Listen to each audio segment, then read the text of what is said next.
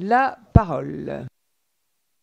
Présidente, c'est avec beaucoup d'émotion, mes chers collègues, je vais vous présenter ce rapport, sachant que 15 000 personnes nous regardent derrière l'écran et que je m'excuse de l'ennui que je pourrais leur causer. 15 000, vous vous rendez compte, 15 000 personnes, oui, oui, très important. Donc nous faisons ici une commission populaire. Madame la Présidente, chers collègues, nous sommes saisis dans ce rapport de 2 nouveaux accords sur les services aériens avec le Tchad et l'Angola.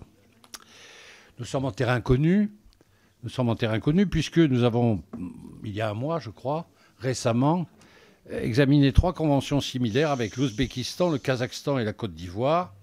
Et notre ami Tessier, qui est peut-être là, avait marqué de son empreinte irréversible, par des phrases fortes, le caractère de ces conventions qui se multiplient. Reprenons tout de même les choses depuis le début.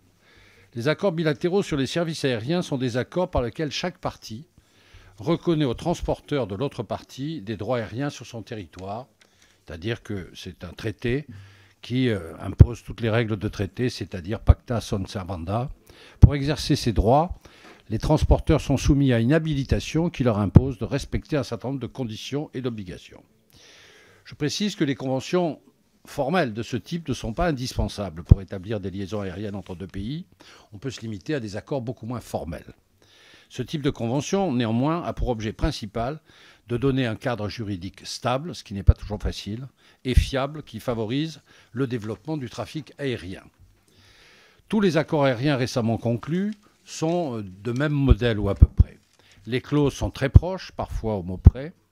Les pays se réfèrent à une convention modèle qui a été établie par l'OACI, dont sont membres la France, le Tchad et l'Angola en l'occurrence. On oublie de le dire néanmoins, mais ça avait été déjà signalé au mois dernier, que l'Europe, évidemment, s'est beaucoup penchée sur cette question dans la mesure où les partenaires européens avaient tendance à négocier, chacun pour eux, des accords aériens différenciés. Donc, désormais, le droit européen tend à réguler de plus en plus l'aviation civile internationale, et c'est l'Union européenne qui négocie des accords aériens opposables à tous les États membres, par exemple l'accord ciel ouvert qui est le plus important avec les États-Unis. L'Europe produit également des normes qui encadrent les accords bilatéraux négociés par les États membres avec des États tiers.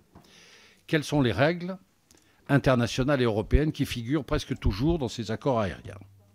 2 types.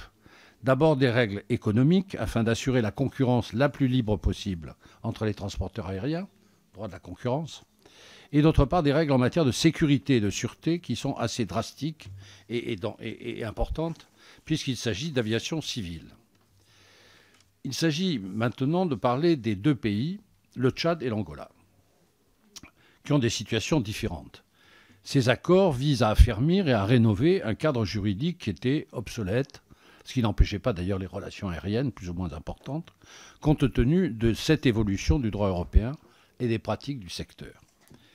Quelles que soient les discussions que nous pourrons avoir sur la vitalité de la relation bilatérale entre la France et ces 2 pays, force est de reconnaître que le Tchad et l'Angola ne sont pas actuellement des partenaires majeurs sur le plan des relations aériennes, au contraire. Air France est certes la seule compagnie à assurer des vols directs vers ces 2 pays, à raison, pour le Tchad en tout cas, de 3 vols hebdomadaires. Pour le Tchad, en effet, cela représente assez peu, 40 000 passagers annuels pour le Tchad et 60 000 passagers annuels pour l'Angola. Bien peu si on considère que les chiffres globaux sont de 140 millions de passagers internationaux qui empruntent chaque année les aéroports français. Pour autant, il n'est pas sans intérêt de renforcer les relations que nous avons par l'intermédiaire des relations aériennes avec ces 2 pays, dont je vais vous parler successivement rapidement. Le Tchad.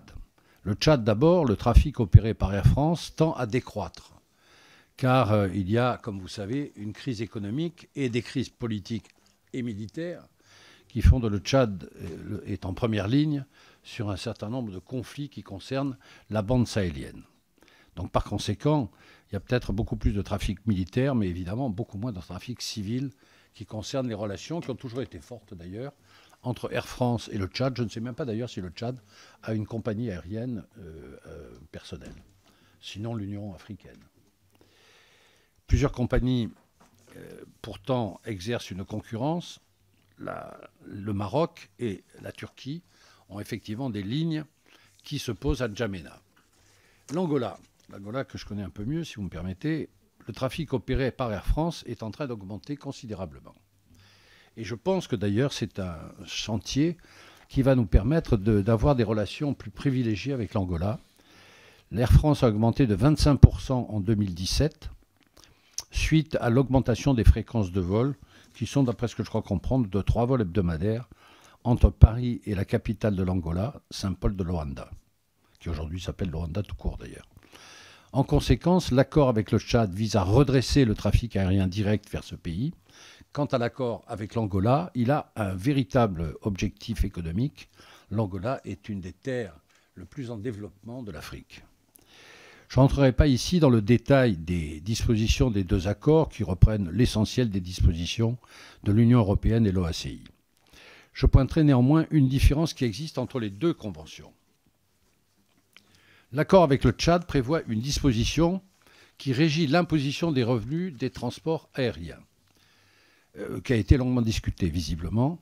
Cette clause vise spécifiquement à éviter la double imposition des revenus d'Air France sur les résultats de sa ligne directe qui existe déjà entre Paris et N'Djamena. Selon l'administration, le même risque de double imposition n'existe pas avec l'Angola.